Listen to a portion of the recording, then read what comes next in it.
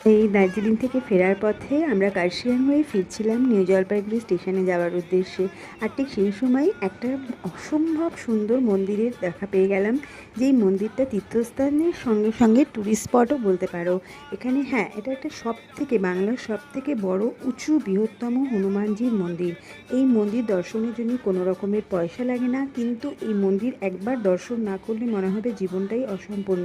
পাশে একটা I love Kurseong বলেও লেখা রয়েছে, আর তার ঠিক পেছন দিকে একটা চা বাগান রয়েছে, যেটাও ভীষণই সুন্দর, কিন্তু কোনো এন্ট্রি ফি নেই, তোমরা যে চাইবে সেই আসতে পারবে। এটা অনেক উঁচুতে অবস্থিত হওয়াতে প্রচণ্ড পরিমাণে হাওয়া দিচ্ছিল, আর তার চারিদিকে ভিউজটা ছিল অসম্ভব সুন্দর, যেটা বলেই বোঝাতে হয়তো পারবো না। যারা গেছো তারা হয়তো জানবে, আর তার জন্যই তোমাদেরকে বলছি তোমরা একবার ঘুরে এসো, আমাদের ভীষণ ভালো লেগেছে।